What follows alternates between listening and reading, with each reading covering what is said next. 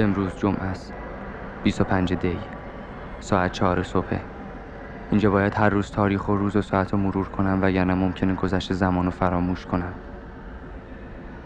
اینجا با این دیوارای سفید، لباسای یه شکل مریضا، تختای یه جور، هر لحظه شبیه لحظه قبله یا شبیه لحظه بعد. اینجا چند تا راه هست که همه شبیه همن. هر کدومم باز میشن به 3 تا اتاق شبیه هم. همه اینا میتونن آدمو گول بزنن. میتونی تصور کنی زمان اینجا ثابته. کارایی که اینجا انجام میدم شبیه روز قبل و شبیه روز بعد. مثل یه جور عبادت. سر یه ساعت خاص. سر یه ساعت خاص زمینو میشورم. داروها رو به مریضا میدم. زخما رو ضد عفونی میکنم. لگنای ادرار رو خالی میکنم و بعد وقت نهاره. بعد 2 ساعت خواب براشون کتاب میخونم. الان 1 سال و 5 روزه که اینجام. عجیبه. دیشب دوباره همون خواب قدیمی رو دیدم. شبی که برای اولین بار میخواستم بیام اینجا همین خوابو دیدم. باید برگردم عقب. باید همه چیزو دوباره مرور کنم. 1 سال و 5 روز پیش شبی که اومدم اینجا جایی خوابیده بودم که فکر میکنم خونه خودم بود. بازم همون خواب همیشگی سراغم اومد. همون تصویرهای تکراری.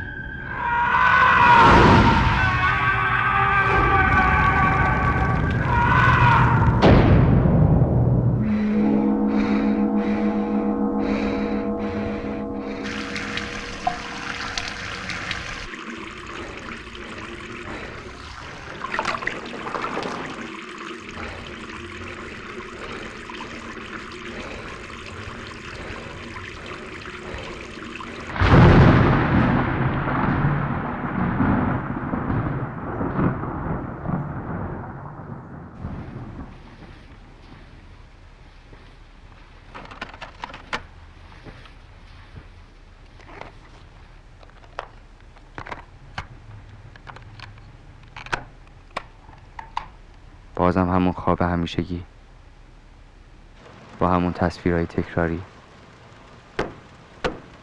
بارون تندی میاد. من جلوی یه در فلزی ایستادم. یه نگهبان بدون اینکه درست منو نگاه کنه نامه‌ای رو ازم میگیره و من هنوز اونجا ایستادم.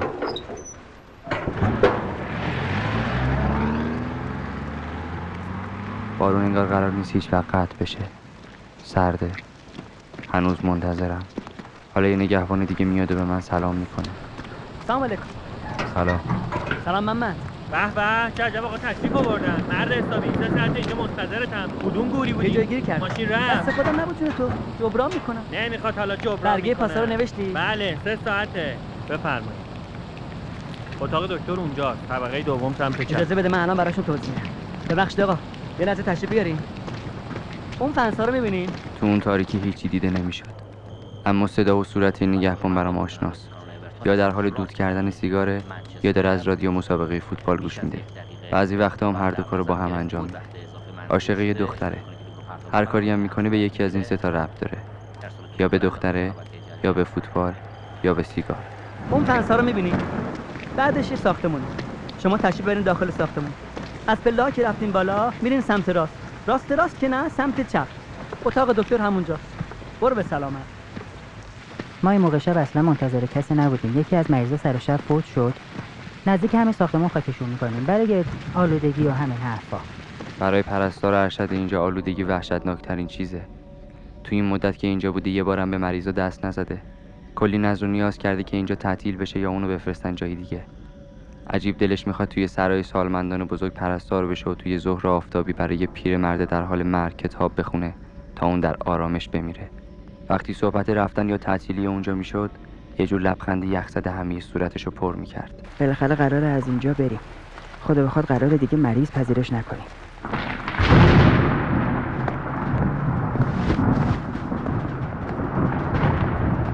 عجیبه. چرا من همه این آدما رو میشناسم؟ انگار قبلا شبیه همچین جایی اومدم. حتی میدونم بعداً چه اتفاقایی قراره بیفته. نمازخونه الان یکم به هم ریخته است. اینجا همه چی موقتیه. چند دقیقه بعد یه جایی برای خواب بهم میدن. یه انباری که خودشون بهش میگن نمازخونه. شما نامه داشتین دیگه؟ بله. اصل کاری دکتره، اما منم یه نگاهش بندازم بد نیست.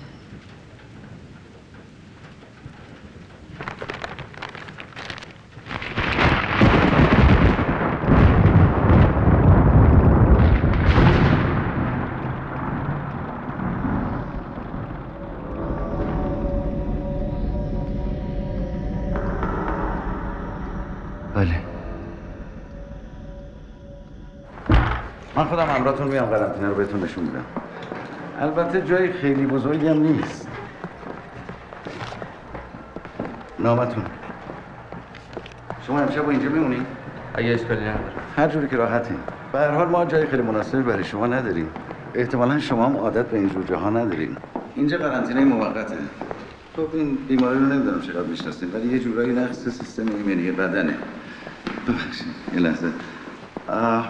یعنی در واقع کسی به خاطر خود این بیماری نمیمیره، ولی مریض اینقدر ضعیف میشه که بیماری دیگه از پا میندازنش.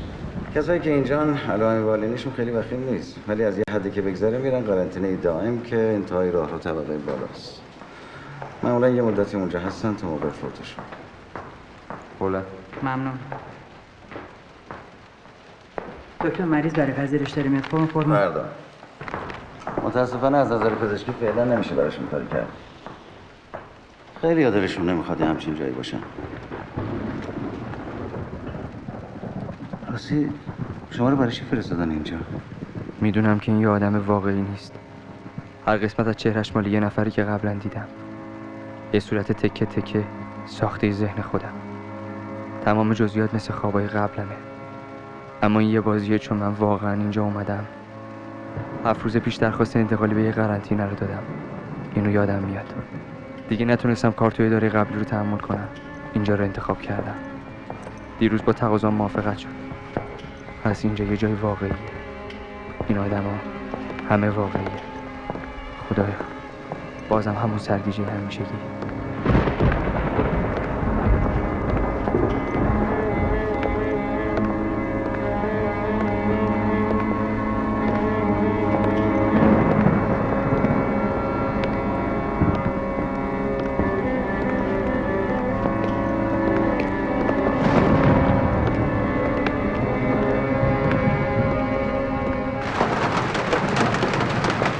الان یکم به هم ریخته است. اینجا همه چی موقتیه. ما منتظر دستوریم تا جابجا بشیم.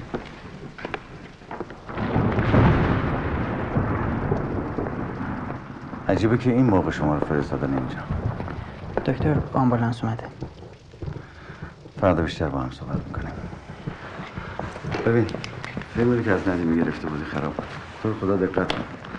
ما موقع فیلم گرفتن از مریضا به اندازه کافی اذیتشون میکنیم. هیچ ندارم هر کدوم مجبورشن دوباره حرف بزن. چشم، من برم مریض بیارم. خانم رحمانی یه چراغ لطفاً تو نمازخونه بذارین. چششو نمیبینه.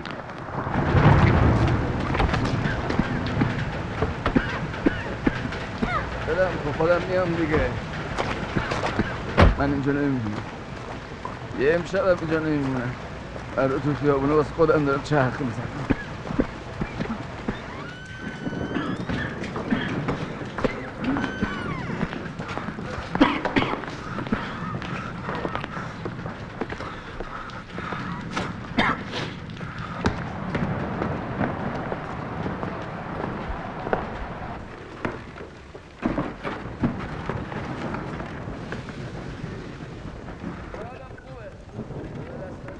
خوردنی چیزی داری؟ سلام. ها. مگه بیرون شام نمیدن؟ آشغاله. از دستم این شامشون در رفتم. نمیدونم، فکر میکنم یه ذره نون داشته باشه. خوبه. همون نون خوبه.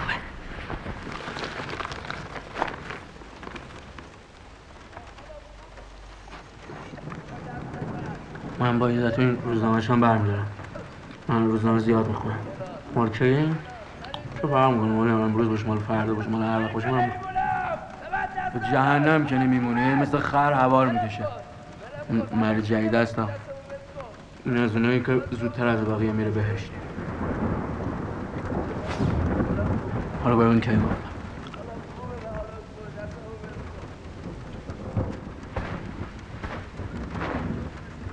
داره درست میگه. مریض تازه وارد و زودتر از بقیه میفرستم به دائمی. صورت سوختش رو هر شب توی خوابم میبینم ولی نمیفهمم چرا سوخته. همیشه به هم ریخته و عصبیه. همه میگن زنشو سر به نیست کرده ولی خودش هیچ وقت نمیگه چرا. خودش هیچ وقت هیچی نمیگه.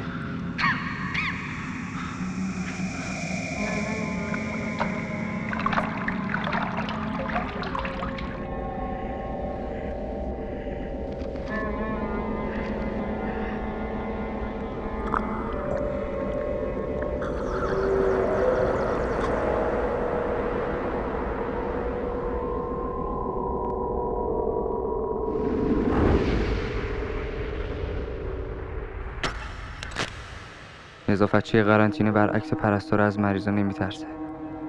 عاشق شعرهای عجیب پسر عقب مونده‌شه و عاشق شوهر مریضش که چند سال تو خونه بستری شده. کار اصلیش نظافت قرنطینه موقت و غذا دادن به مریضای بخش دائمی. بچه‌ها برین کنار نچسبین بدن. برین عقب. وایسین اینجا از غذا خبری نیستا. عشقی باز که تو زهره ترک شدی نترس مریض نمیشی یه خود بیا جلوتر. بیا جلوتر. بده من اون سینه رو. نورو بنداز اینجا. چراغ رو کجا میندازی بابا؟ تو بگه جا نبود اومدی تماشا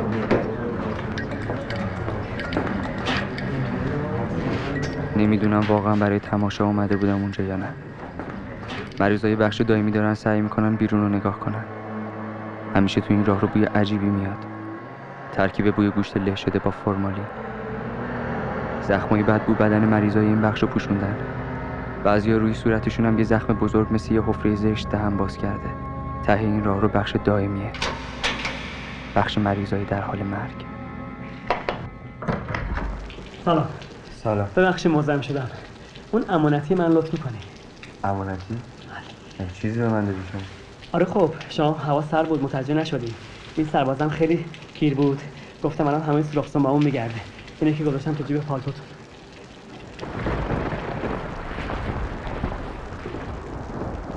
آها پاکت سیگار مال شما بود؟ بله قابل شما نداره. انداختمش دور. من سیگاری نیستم. شما هم چیزی به من نگفتین. انداختمش دور. نه روشن مونده ها.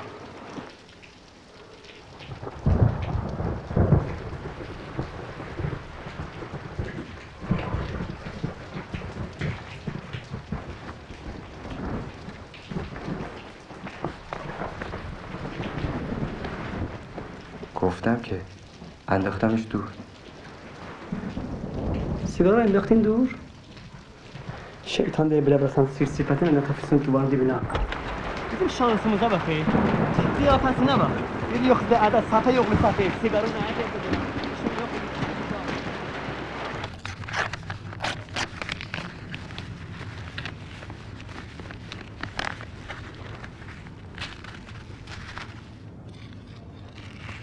بیا اینجا.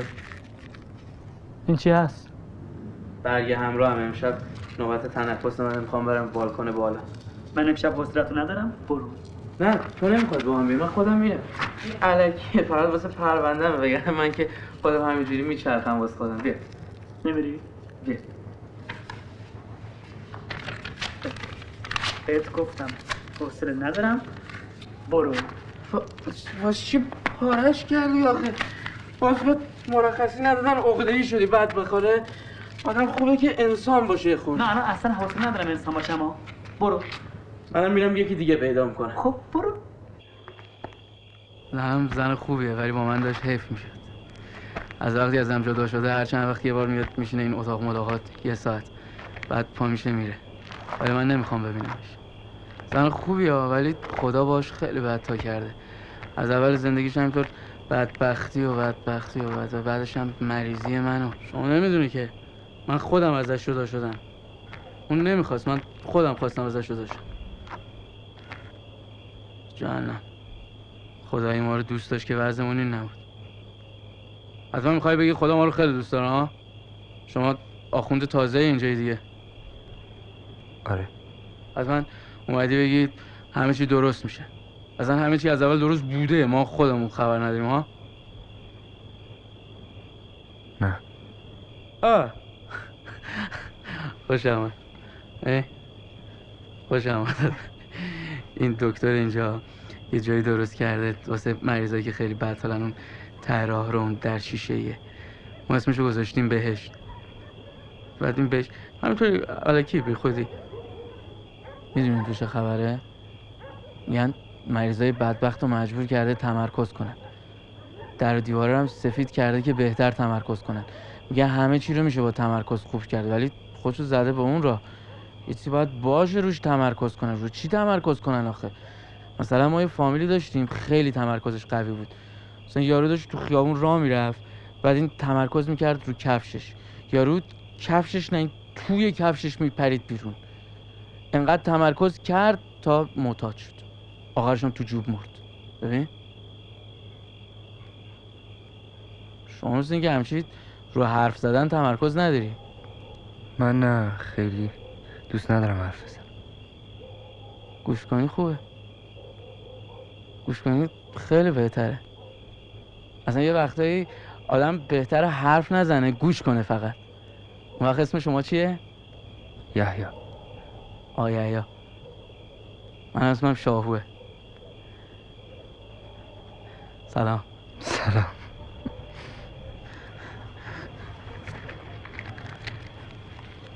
سیگارم میکشی؟ میخوای؟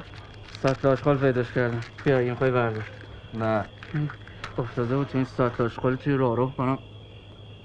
گفتم برش دارم تا کنم. چه مزخرفی هم هست.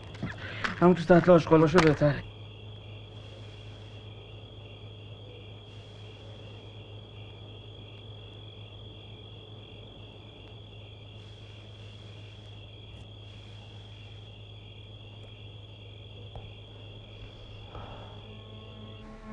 وقتی به عنوان یه روحانی کارمو شروع کردم، خیلی زود فهمیدم سختی‌های واقعی زندگی مردم یا عذابای بی‌نتیجه‌شون برام پررنگ‌تر از هر چیزی شده. نمیتونستم درباره مردم تصمیم بگیرم. حس میکنم خدا سکوت کرده. بیماران عزیز لطفاً برای مصرف داروهای اجباری ساعت 1 بیدار شده روی تخت‌های مربوطه به خودتان بنشینید و از خوردن هر چیزی بعد از خوردن قرص‌های قرمز رنگ تا 1 ساعت بعد جداً خودداری کنید. این پیام ساعت‌های 3 و 5 صبح تکرار خواهد شد. متشکرم.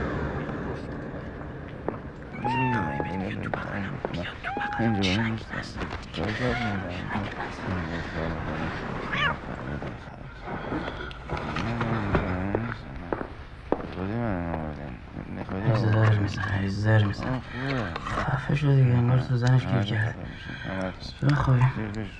عشق تو ایستی بهش بگو دیگه بابا، از سر شب تارا نذاشتی یه چارت بخور. مالا قرص قرمز است. شب اول خودت یادت رفته؟ من اینجا نمونم. من اینجا بمون نیستم. من نمیمونم. من اینجا بمون نیستم. خفه میشه. آدم بده.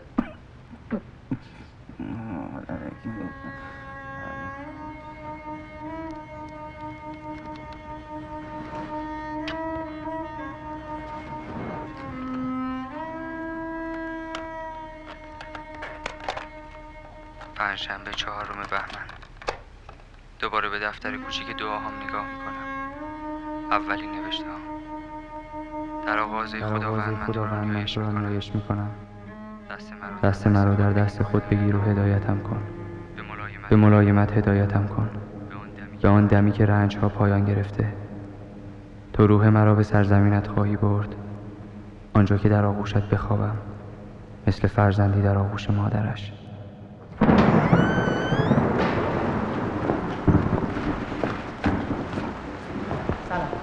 سلام علیکم. یه سر به من بزن، باید کار دارم. چشم. سلام.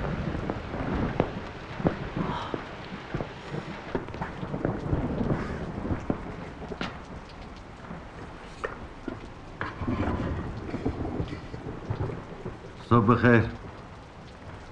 صبح بخیر. دیشب خوب خوابیدین؟ بله ممنون. وقت داشتین یه سری به اتاق من بزنیم. حتما. دکتر در فعلا. خدمتم.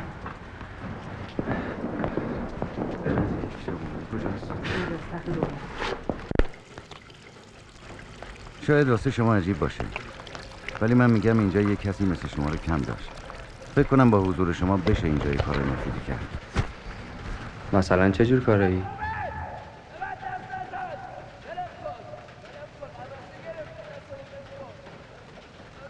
هنوز به اینجا عادت نکردیم. احتمالاً یه مدتی طول میکشه تا به اینجا و آدماش عادت کنیم. بله. فکر میکنم یه کمی طول در هر حال میکشه. شما بین آدمایی هستین که همشون میدونن دیر یا زود میمیرن.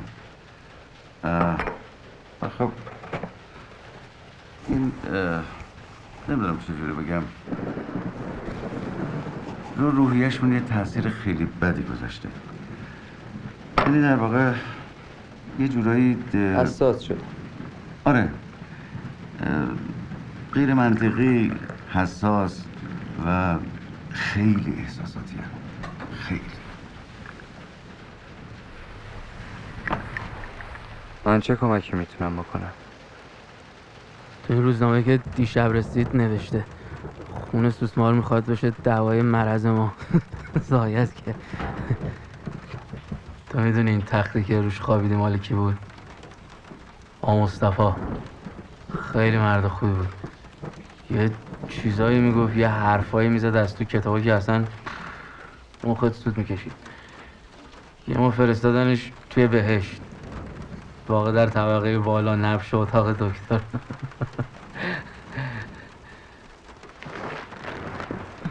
تو زن و بچه داری؟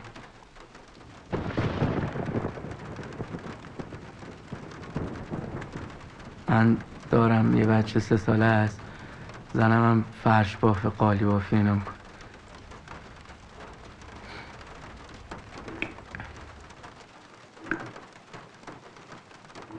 تجربه من بهم میگه این مریضا ظاهرشون خشنه، وگرنه آدمای انعطاف پذیری هستن. خب بالاخره اون آدمای گناهکاری هستن که نیاز دارن حس کنن خدا فراموششون نکرده، مثل بقیه آدما.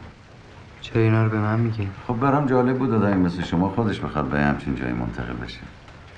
ببینید، فکر میکنم وضعیت روحی آدما باید برای شما خیلی مهم باشه. مگه برای همین نیومدید اینجا؟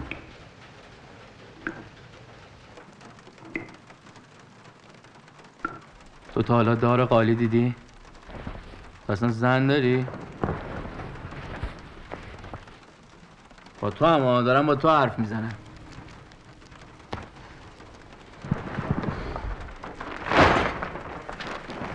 حیف من جز دارم با تو حرف میزنم. مصطفی میگه هر کسی که حرف نمیزنه یعنی فکر نمیکنه. اون یکی از بس فکر نکرده سخت مخش تا عنکبوت بسته.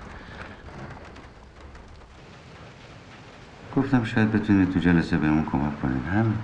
چه جور جلسه ای؟ ما با مریضا درباره زندگیشون حرف میزنیم و یه سری نوار ویدئویی ضبط میکنیم. یعنی در واقع یه سری پرونده‌های زنده. اینجوری راحت‌تر میشه درگیری‌های ذهنشون رو پیگیری کرد. از آدمای مثل تو خوشم نمیاد. مشکوکی.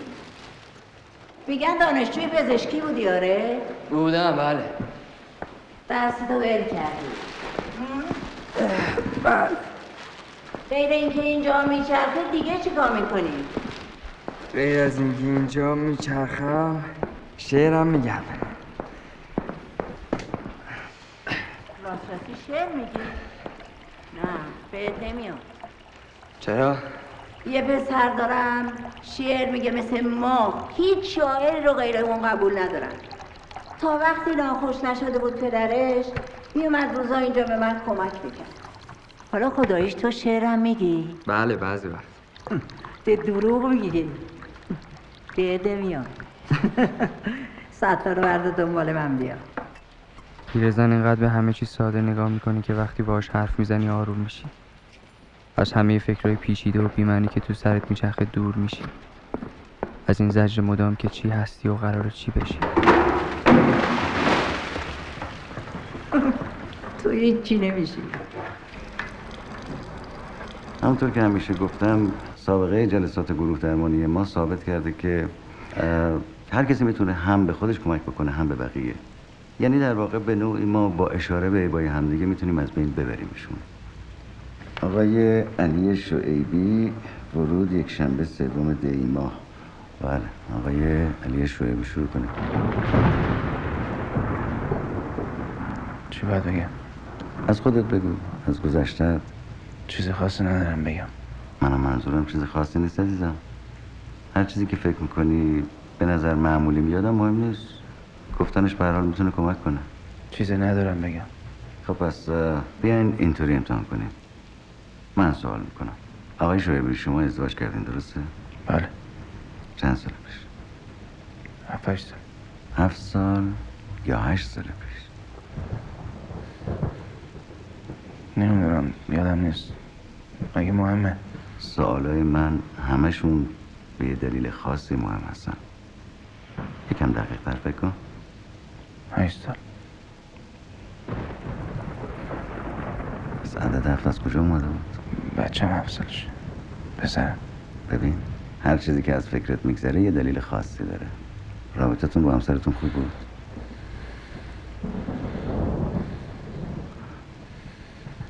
آقای شعیبی رابطتون با همسرتون خوب بود؟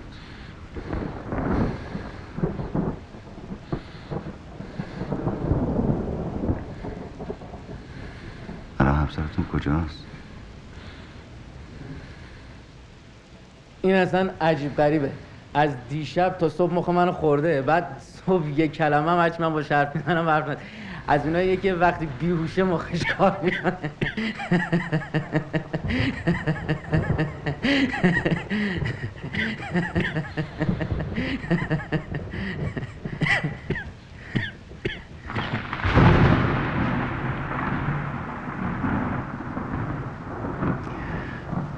بهتره هر چیزی که میدونین با ما در میون بذاریم. شما به یه دلیلی تو جمع ما هستین. اگه حرف نزنین هیچی درست نمیشه. اما اگه حرف بزنین لااقل وضعیت از اینی که هست خرابتر نمیشه. من میخوام بدونم دقیقاً پسر شما الان تو چه وضعیتیه. همیشه سوالای بی خودی میپرسه. الکی. آقای ندیمی عزیزم مشکلی پیش اومده؟ نه. که شایدم زیادی میل به حرف زدن داری نه؟ میل به چی؟ میل به حرف زدن. میل به حرف زدن که میدونی یعنی چی؟ بله معلومه معنیش. خب از استثناً موضوع جلسه امروز رو عوض میکنیم. آقای شعیبی هم میتونن تا فردا راجع به حرفای من فکر کنن. و اما آقای ندیمی که به قول خودشون میل عجیبی به حرف زدن زیادی دارن، موضوعات جالبی تو پرونده شما هست. به نظر میرسه کابوسایی هست که شما رو اذیت میکنه نه؟ پس چرا دست از کابوسامون بر نداریم آقای؟ اصلا میشه با نیروی ایمان به خدا دست از گناهامون برداریم. شما دارین درباره من میگین؟ خب این حرف درباره همه شماست عزیزم. داره درباره من میگه میدونم. شما چند وقت قبل از انتقالتون به اینجا رفتارهای مشکوکی داشتین آقای ندیم. یعنی چی؟ رفت آمدتون به جاهایی که نباید. شما رو چند بار با یه زن تو مسافرخونه دیدم. شما تکذیب نکردین. تکذیب؟ یعنی نگفتین که اونجا نبودین. خب که چی؟ ببینید این رفتارهای مشکوک و خطرناک رو باید برای ما باز کنیم. حداقل بار خودتون سبک‌تر میشه. مشکوک نبودن. اینا اصلا به کسی ربطی نداره. چرا؟ این مسئله به همه ربط داره. گناه یه مسئله عمومیه. عمومی نبوده. گناهش اصلا این چیزا نبوده. ولی شما زن داشتین و بچه. پس شما به این روابط اونم تو مسافرخونه های پست شهر چی میگین؟ هیچ توضیحی دارین بدین؟ به خودم مربوطه. داری چرت و پرت میگی. لطفاً ادب و حفظ کنید. داری چرت میگی. آروم باش. بهتر نیست این بحث بذاریم برای بعد؟ بهتره با خودتون رو راست باشین. مخفی کردن اینجور چیزا هیچ فایده به حالتون نداره. حالا تو داری بی تربیت بی ادب چرت میگی. بشین. متاسفانه شما دارین از خودتون فرار میکنید. شما فکر نمی‌کنین دارین زیاده روی میکنین دکتر؟ همیشه عادت داره یه چیزایی میگه که مخصوصا آدمو اذیت کنه. تو با چی داری سرفه میکنی؟ این واسه چی داره سرفه میکنی؟ همش این داره سرفه میکنه. یکی بیاد. گفتم بشین. این داره سرفه میکنه. آب واسش بیار. سرفه نکن. یا آب بیارید. آب یکی آب برسون. این سرفه نکن، من میخوام حرف بزنم. سرفه نکن، من میخوام یه چیزی بگم بهت گفتم. ببین سرفه نکن، من میخوام یه چیزی بگم. سرفه نکن. آقای ندیمی. سرفه نکن، میخوام یه چیزی بگم. ما باید با هم یکم جدی‌تر. سرفه نکن. فعلا میبرمتون آزمایشگاه. بعضی وقتا از آزمایشگاه که تو زیر زمین بود یه جور صدای ناله می اومد. وقتی مریضی از آزمایشگاه برمیگشت معمولا تا چند روز گیج بود. بعداً فهمیدم دکتر تو آزمایشگاه داروهای جدید رو به مریضایی که قرار بود تنبیه بشن آزمایش میکرد.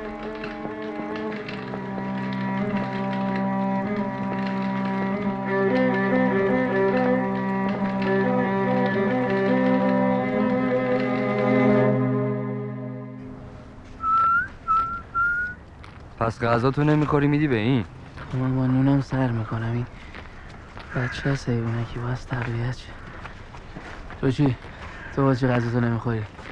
روزی؟ نه من یکم از بچگی بد غذا بودم. حالا من شکم بودم اینه چی؟ عوضش زنم قد گنجیش غذا میخوره. حالا چرا نمیخوای ببینیش؟ دلت واسش تنگ نشده؟ چرا خب خیلی، ولی آخه دلش کن اصلا دیگه دارم بهش عادت میکنم. وقتی خودش میخواد ببینتت برای چی نمیخوای ببینیش ها؟ بعد اگه اومد یه چیزایی گفت که دوست نداشتی بشنوی اون وقت چی؟ اگه من جای تو بودم میگفتم بیاد ولی حرف نزنه. بیا پیداش کردم اینجاست. کجاست؟ اینا نگرش دار دوباره در نره. من نمیتونم بهش دست بزنم. خیلی دلت بخواد به گربه من دست بزن. نمیتونم دست بزنم. قربونت بیاز. سابقه جلسات گروه درمانی ما ثابت کرده که هر کسی میتونه هم به خودش کمک بکنه هم به اون روز صبح با پرستارا درگیر شده بود. جنازه زنشو 2 سال پیش تو وضعی پیدا کردن که هیچ کس شک نداشت خود شعیبی زنشو کشته. میگن تو زندان آدم آرومی بوده اما اینجا همیشه با پرستارا درگیر بود. راحت میتونم بفهمم چرا اینقدر به خودش درگیره. اینا انگار فراموش کردن که دارن تقاضا گناهاشون رو پس میدن.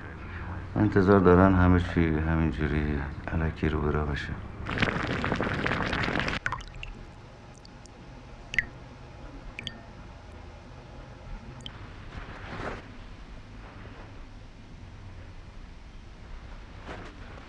مگه نیومدی یه مش حرفای خوب بزنی؟ پس چی شد؟ بگو دیگه. چرا فکر میکنی قرار حرفای خوب بزنم؟ یا کردی من خرم؟ منو به زور آوردن اینجا واسه اینکه میخوان شما برام دعا بخونی. از این قرار یه بلایی سرم بیاد. این دکتره که هیچی نمیگه. تو بگو قرار چی بشه ها؟ باور کن منم نمیدونم. به منم گفته بیام با تو فقط حرف بزنم. سکی. اما به من گفت قرار برام دعا کنی. میدونم بعضیاشون راجع به خدا چه فکرای مزخرفی میکنن. میخواین من چیکار کنم؟ میخوام باهاش حرف بزنی، شاید آرومتر بشه، شاید یه چیزایی براش روشن بشه. اینا بالاخره باید باور بکنن که خدا همیشه بالا سر ماست، همیشه مواظب ماست. اصلا مگه تو کی هستی؟ اصلا خودت به دعا اعتقاد داری؟ آره دارم. پس معطل چی هستی؟ دعا کن دیگه. دعا کن دیگه. برای اینا چی؟ چیزی بلدی بخونی؟ حفظ نیستی نه؟ دعایی چیزی. ببین یه چیزی میخوام بهت بگم.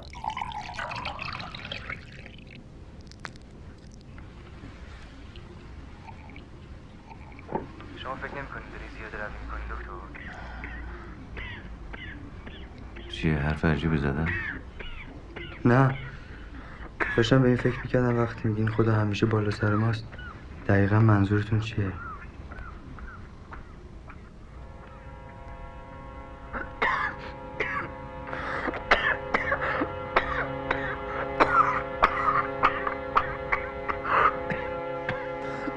من دیگه به خدا اعتقاد ندارم.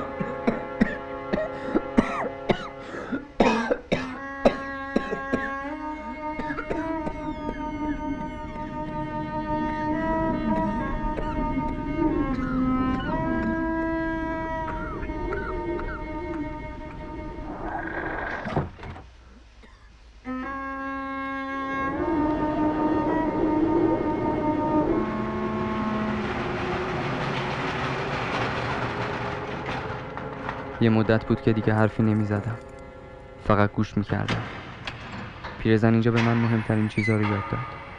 اینکه چطور باید زمین رو طی کشید، اینکه چطور میشه چند جور غذای ساده رو طوری درست کرد که همه خوششون بیاد، اینکه چطور باید غذاها رو تقسیم کنم، ملافه‌های خیس و کجای ساختمون پهن کنم که هم زودتر خوش بشن هم باد نبردشون، اینکه سطرهای سنگین رو بلند کنم و به خاطر اینکه سنگین‌تر از این نیستن خدا رو شکر کنم، اینکه طوری به زخمای مریضا نگاه نکنم که بفهمن چیز عجیبی روی بدنشون دارن، و مهمتر از همه اینکه بهم یاد داد وقتی به این راه رو میام به بوی گوشت فاسد بدن مریضای بخش دائمی عادت کنم.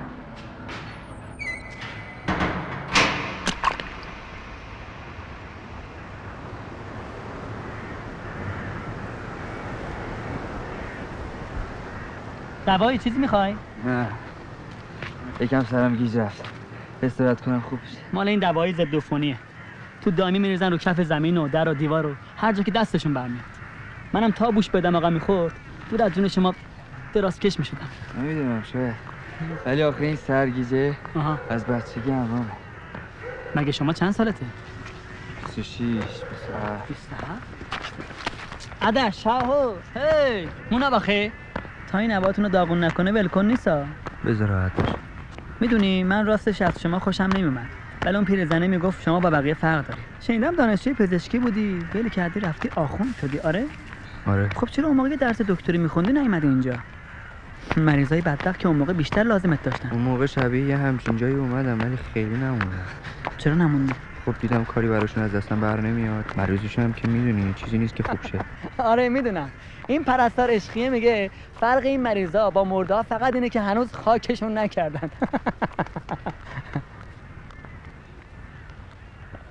حالا فکر میکنین کاری از دستون برمیاد؟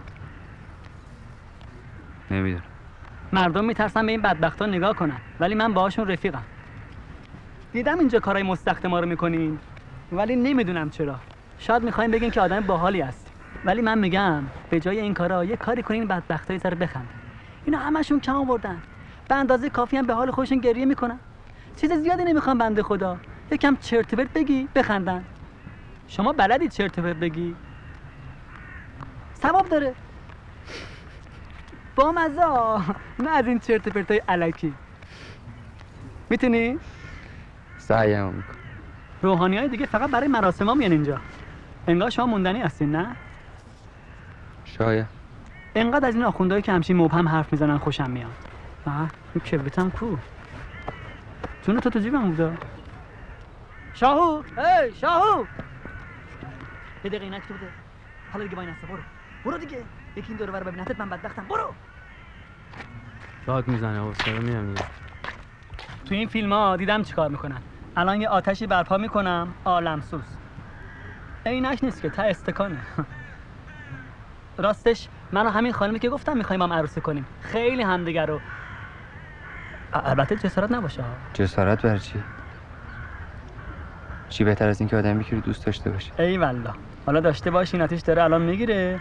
منم تا این آتیش بگیره به افتخار شما یه دم پنجره‌nin çölleri bu leyli kızın şirin dilleri bu leyli seni bana verseler bu leyli Allah'dan hoş gelir bu leyli gel bana çok etmen az bu leyli özgeye dil bağlama bu leyli ben gelirim ağlama bu leyli özgeye dil bağlama.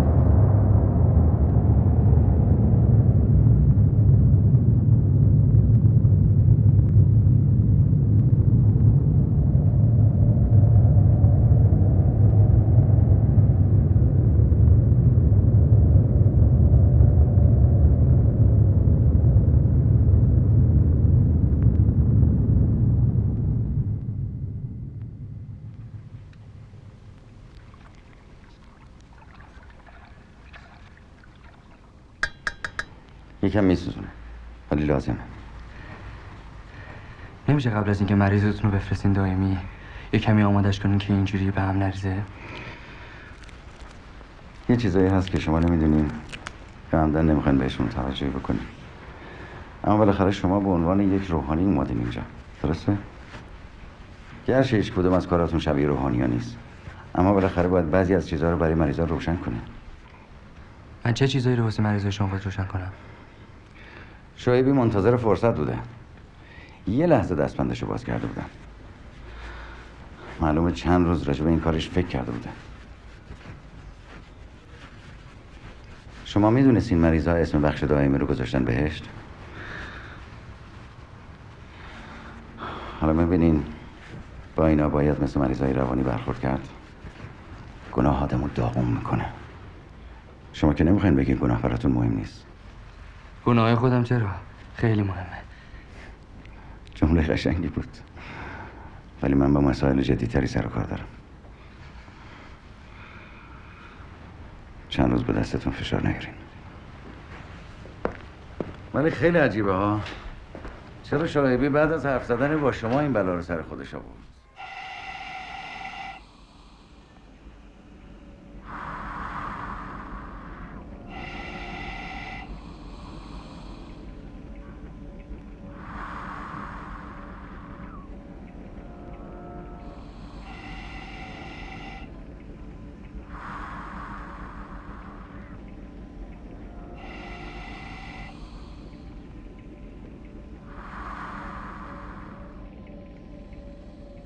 دعا کردن برام تو این لحظه مثل نفس کشیدن لازمه. خداوندا، ای قادر متعال، زمین یک سر مملو از جلال و شکوه توست. خدایا، آنچه تو میخواهی سرچشمه سعادت ماست. آنچه تو میخواهی مایه آرامش ماست. خدایا، لحظه‌ای به زندگی ما بر روی زمین نگاه کن. آیا آنچه تو میخواستی این بود؟ من و شوهرم بعد از اینکه سرپرستی رضا رو بهمون دادن همه سعیمون رو کردیم که بشناسیمش، اما تو این مدت فقط فهمیدم چای داغ دوست داره، روی شونش یه خال قهوه‌ای داره که مدام دوست داره باش بازی کنه، بعدم دوست داره وقتی کسی آوازشو میشنوه یه چیز مسخره بخونه، اما تو تنهاییش خیلی خوب بلده بخونه، خیلی قشنگ. میبینین بچه‌ها پیچیده‌تر از اونی هستن که آدم فکر میکنه.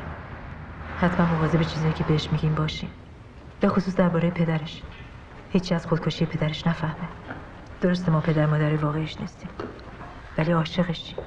اونجاست، تو اون اتاق روبرویی.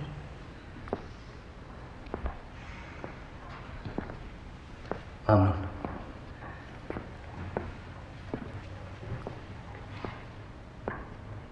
اتاق قشنگیه. همه بچه ها رفتن.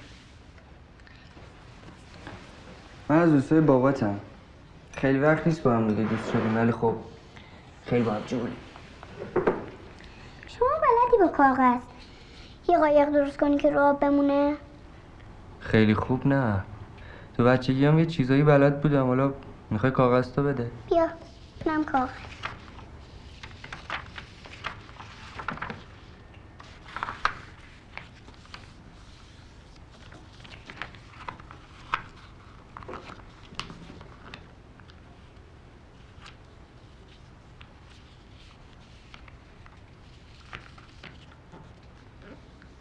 معمولا وقتی نمیخواد چیزی رو بشنوه کسی نمیتونه مجبورش کنه.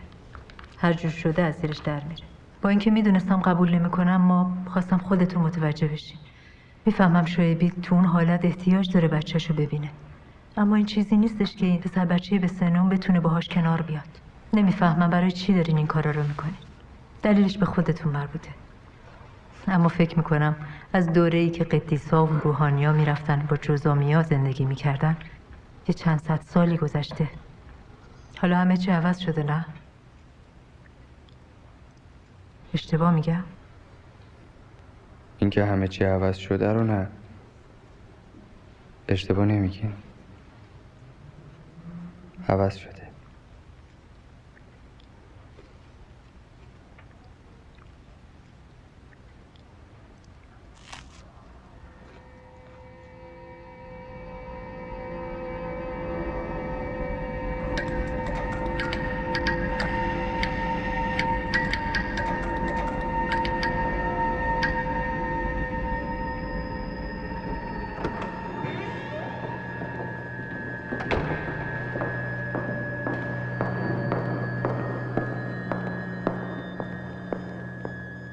بیا بیا یه ذره برو عقب. یه ذره برو عقب. بیا بیا بیا بیا خوبه خوبه. آقا جلال توپو بیا ببینیم چند تا میزنه.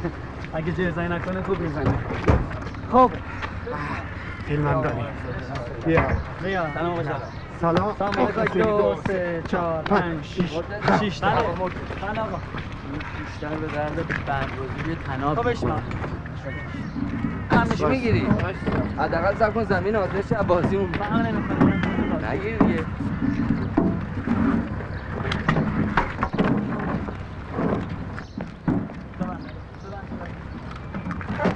چیزی بهت گفته بودم زود بیاری یا همین الان.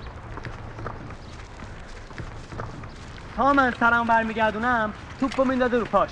تو از جون شما فکر میکنه بنده خرم. این چیه گرفتی دستی؟ این گفتم یه یادگاری بعد خدمت داشته باشم. روشنه؟ آره بابا. راستش من به حرفای دیشب شما خیلی فکر کردم. خب می‌خواستم یه محبت کنی کمکم کنی براش نامه بنویسی. چرا صداتونو برای هم دیگه ضبط نمی‌کنی؟ آره خب اگه صداشو برام ضبط کنه دیگه کیه که راه شب گوش کنه. خب حالا این خانم خوشبخت کجا هست؟ همشهری؟ نه بابا بچه تهرونه. جدی؟ خوب زرنگی ها. خب کجا باش آشنا شدی؟ همین بغل ساختمون بغلی. 2 ماه بود منتقل شده بودم اینجا. اینجا یعنی کجا؟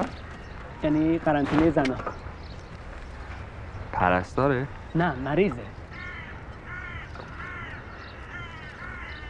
خب اسمش چیه حالا؟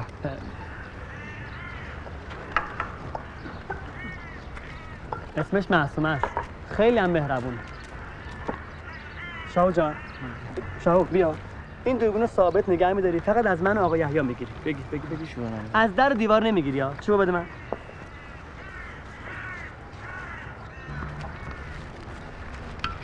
مرتضی بله. گفتی از کی رفته قرنطینه؟ گفتم که از همون موقعی که اومده بودن اینجا. بهش گفتم میخوام باهات ازدواج کنم. میدونی بهم چی گفت؟ اول یه ذره اینجوری بهم نگاه کرد. بعد وقتی دید خیلی جدی دارم باهاش حرف میزنم شاهو وقتی دید خیلی جدی دارم باهاش حرف میزنم بهم گفت تو دیوونه‌ای. منم گفتم خودم هم اینو میدونستم. خوب بهش گفتم نه.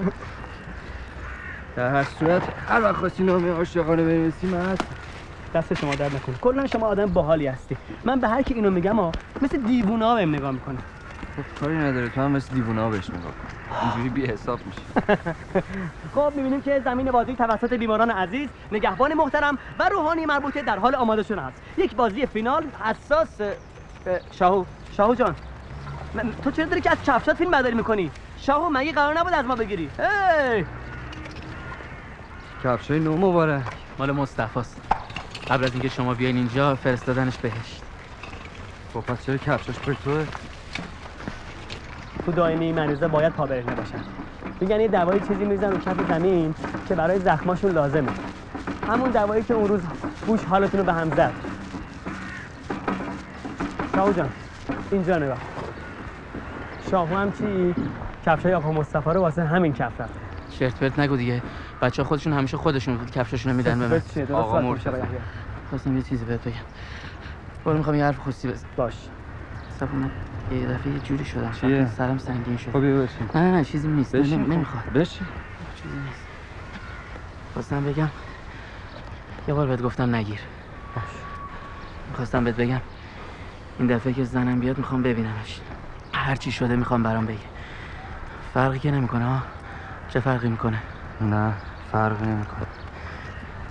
نمیدونم چرا یه دفعه اینجوری شدم. خب میخوای برام برای چیزی بیارم؟ نه فکر کنم فقط حالم داره بدتر میشه. چیزی نیست. ولش کن. تو هم که داری میری توی گوش هم دیگه. بیا برو اونور. بیا یه سه بامزه میخوام بگم از اون بگی. ببین من دیشب داشتم واسه خودم همینجوری با خدا حرف میزدم با این رئیست. بعد یه دعای جدیدی اختراع کردم گفتم بهت یاد بدم بخونی روی منبر اینا به دردت میخوره. دعای میگه خدایا به بندگانت بفرما تازگی‌ها چه دستگلی به آب دادی لااقل این بندگان بدبخت بدونن چه خاکی تو سرشون بریزن. شاهو خان فهمی شما دیگه تموم شده. آقا یحیی بله. دستتو بذار جلوی دوربین. برای چی؟ شما بذار من بهت میگم. میگه شما دیگه. شما یه ذره اونورتر بشینین. این دوربینم بگیرین دستتون. خب حالا فقط خودمو داریم تو تصویر. راستش من باهاتون شوخی کردم درباره معصومه. معصومه دخترمونه. تو دهاتمونه. تا حالا چششم به تهران نیافتاده. پس اون قضیه که گفتی مریضه و تو قرنطینه است و اینا چی؟ هیچی. می‌خواستم امتحان کنم ببینم شما چی بگین. یه سرم به خاطر اون روز اول که اومده بودین، به خاطر قضیه سیگارا می‌خواستم تلافی کنم. خب دیگه الان این پرستار دوربینشو میخواد. شرمنده. خداحافظ. اون وقت بهتون میگم این دیوونه است میگید نه. هر دقیقه یه چیزی میگه. گربه من اینجا چیکار میکنه الان دوباره گم میشه.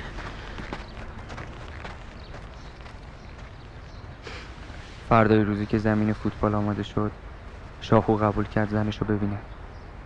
میدونستم که زنش با صاحب کارگاه فرش بافی که توش کار میکرده ازدواج کرده، اما خود شاخو چیزی نمیدونست. زن سابقش در واقع واسه یه جور مراسم خداحافظی اومده بود، اما شاخو مثل همه آدمایی که این طرف دیوارن دوست داشت همه چیز یه شکل دیگه داشته باشه. من میدونم شما دوباره ازدواج کردین، فکر میکنم بدونم برای چی. فقط یه خواهشی ازتون دارم. میخوام هیچ کدوم از این چیزها رو شاخو نفهمه. میدونین تو وضعیتی که اون داره شنیدن این حرفا حسابی به همش میریزه. اصلا حالش خوب نیست. خب خودش قبول کرده که منو ببینه. بله میدونم، ولی اون ته دلش میخواد یه چیز دیگه ای از شما بشنوه. من چی بهش بگم؟ نمیدونم، هر چیزی، یه چیزی که خوشحالش کنه. چی تو زندگی من هست که خوشحالش کنه؟ دروغ بگم؟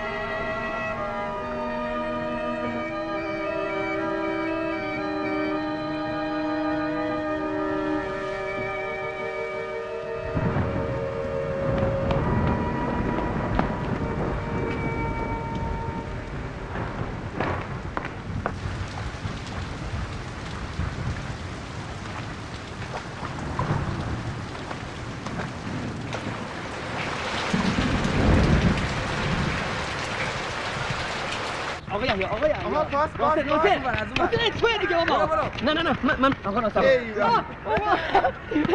چه حالی میده. آها پاس بده. بیا بره. آها بره. اوته اینا دو تا اینا. اوته بیا. ای بابا. مری. من. پاس بده. آها آها یکی دیگه. من آها بزن. بیا.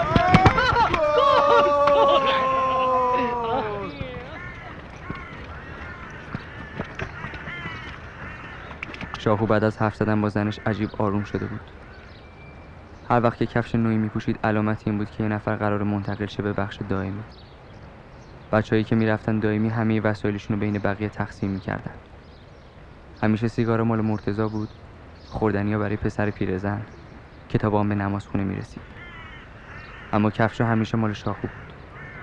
یه روز صبح وقتی شایبی به دائمی منتقل شد دیگه نمیتونست راه بره یا حرف بزنه، فقط نگاه میکرد. اما قبلش، درست روز قبلش، رضا پسر شایبی حاضر شد پدرش رو ببینه. آخرین نفری که شایبی قبل از رفتن به دائمی دید پسرش بود. این مهمترین چیزی بود که میخواست. برای من این شبیه یه معجزه بود.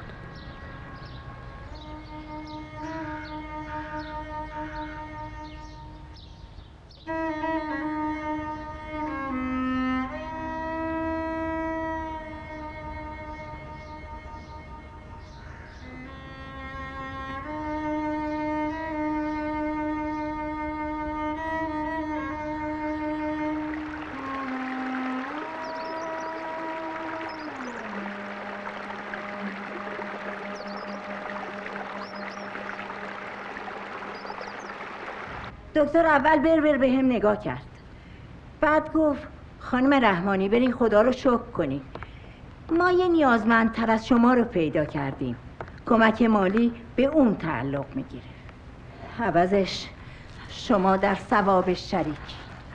اینقدر دلم میخواد این نیازمندتر از خودم رو ببینم، دیگه عقلم به جایی نمیرسه. شوهرم که از دستش کاری بر نمیاد.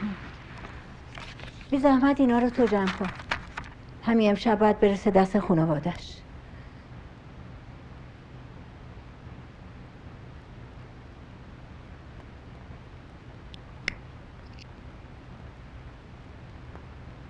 حسابی داره ها.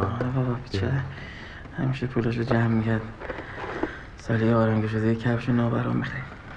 ما دی خودی عاشق کفش نو. من تو از این 5 پهنا برام میگرفت، من چون پام میخچه داشت نمیتونستم 5 باریک بپوشم، یه ذره آب بزنم. نه یه چیزی فهمیدم تازگی. این وقتی این مریضیه رو گرفتم این میخچه پام خوب شده.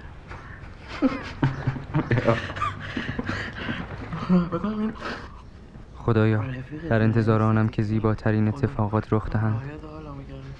گرچه هیچ چیز بر روی زمین این ندا را تایید نمی کند، اما قلبم سرشار از امید است.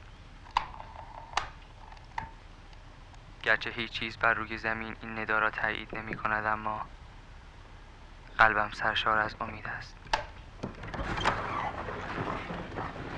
مزاحم شدم ها.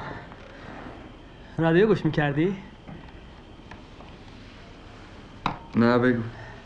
یه نفر میخواد، یعنی اومده که میخواد شما رو ببینه. الان؟ کی؟ یه دقیقه هم طول نمیکشه. دستت در نکنه. مرتضی میگم کی میخواد منو ببینه؟ یه چیز گرم بپوشین ها، بیرون خیلی سوز داره.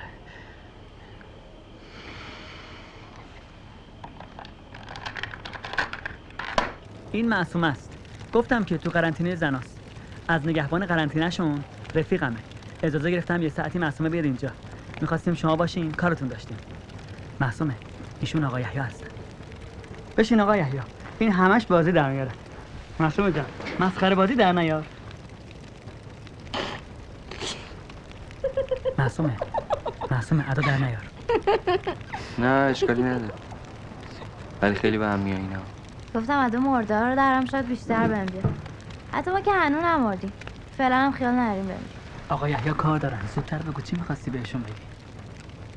مرتضام که شما هیچ وقت از مریضا نمیپرسین واسه چی این مریضی رو گرفتن. چه فرقی میکنه؟ ولی بقیه میپرسن.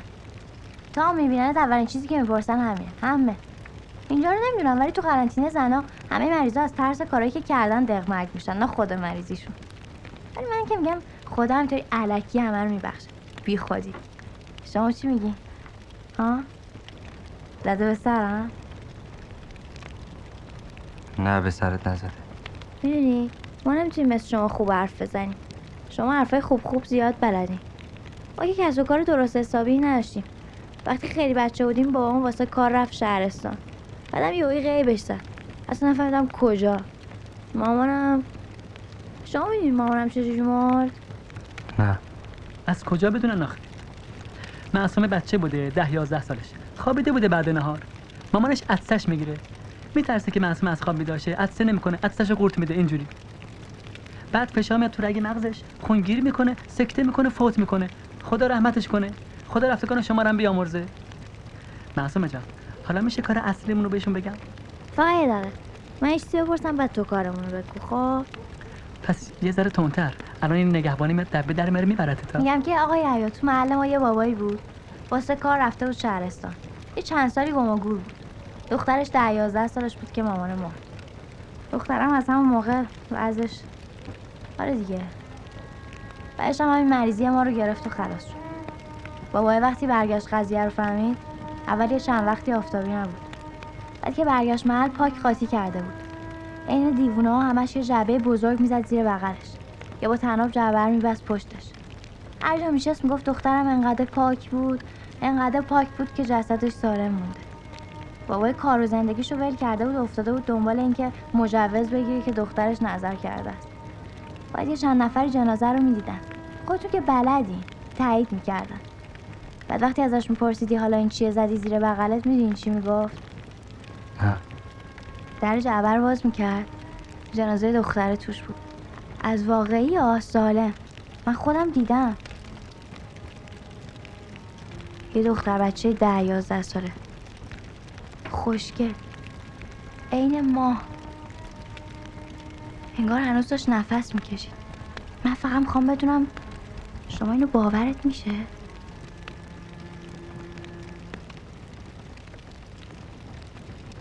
آره باورم میشه.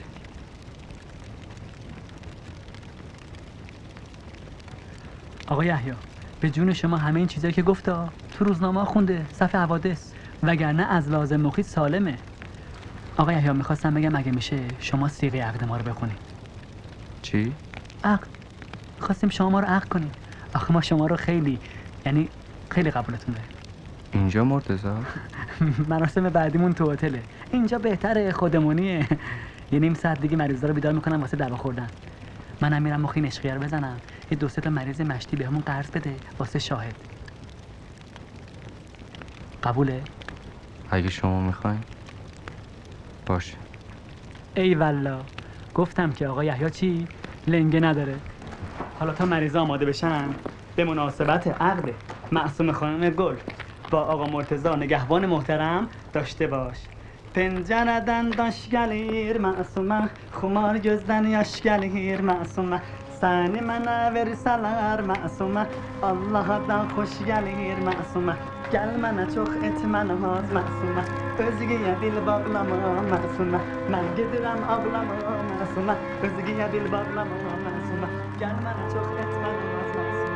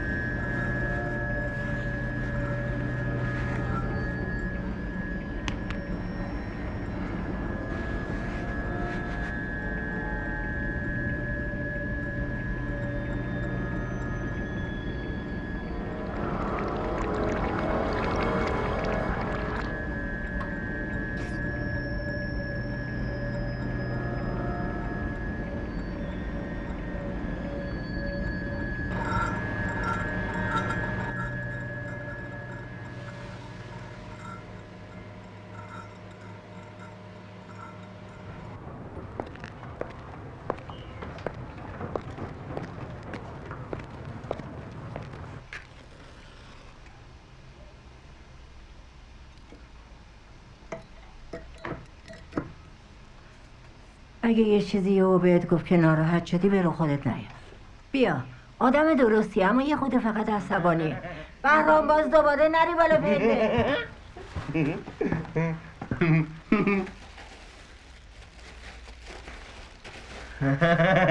چه قبول چه قبول.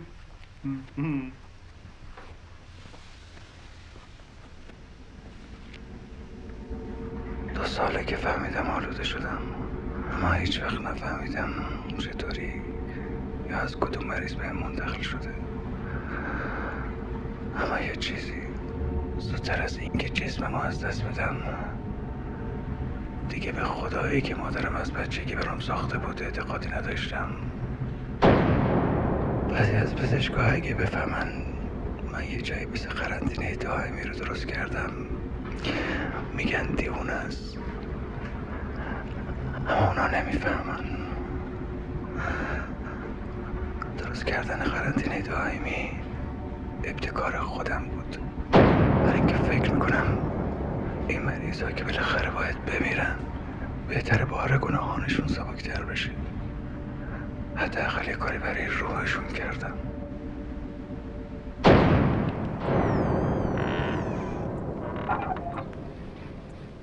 سارا خوبی؟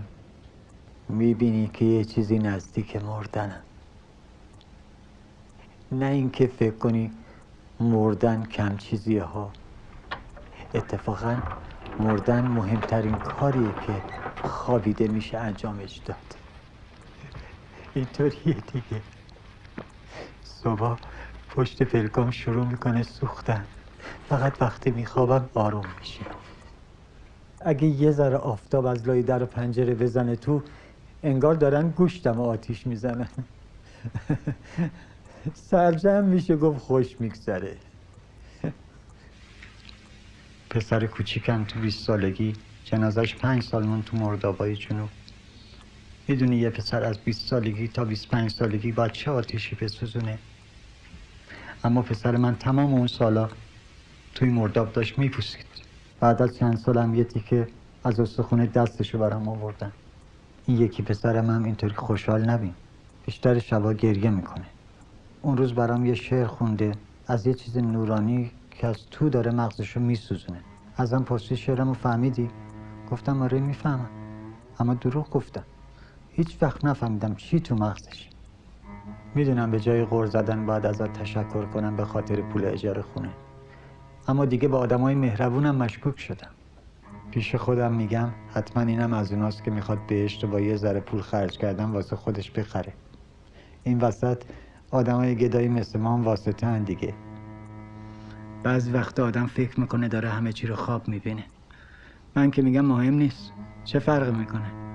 شاید منم دارم تو رو خواب میبینم. فعلا یه مدتیه که نمیشه از خوابی که توشم بیدار شم.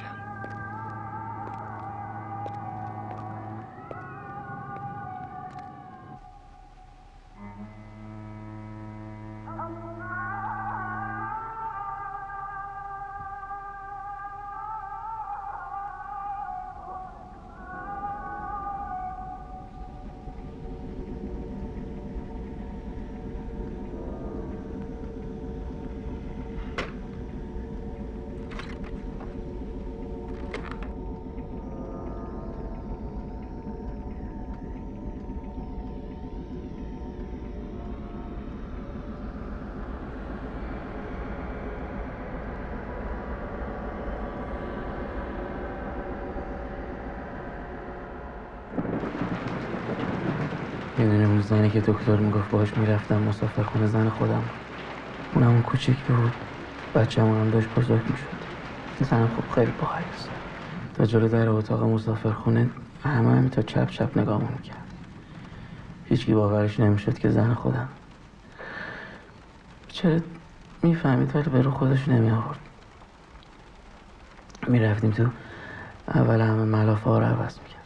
با خودش ملافه نو می آورد که اونجا مثلا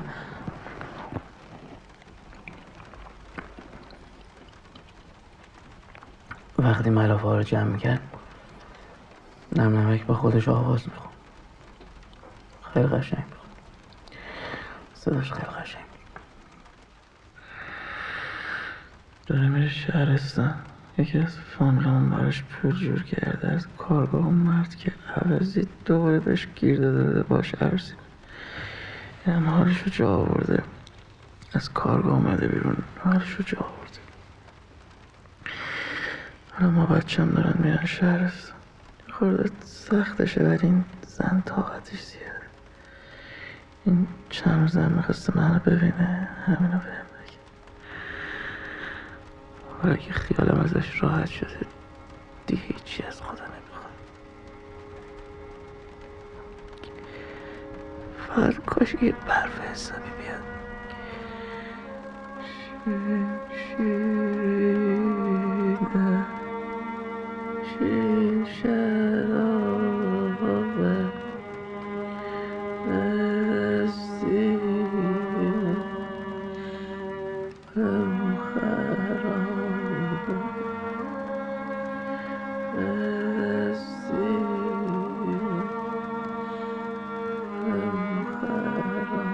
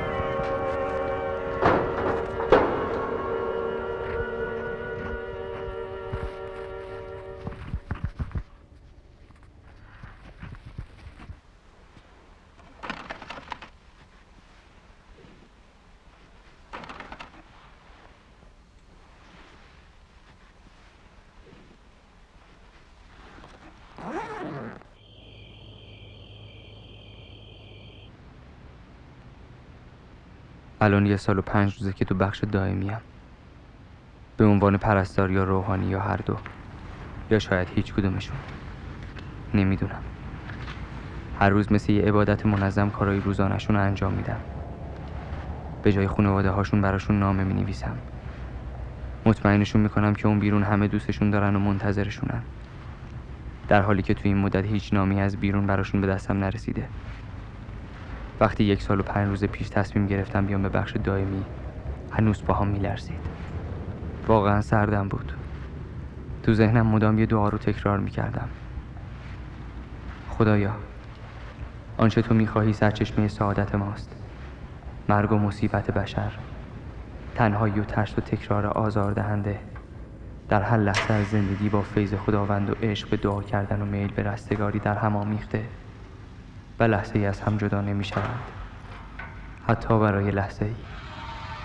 هیچ چیز بر روی زمین نیست که نتوان در آن نشانه ای از مصیبت و رنج آدمی و فیض خداوندی یافت.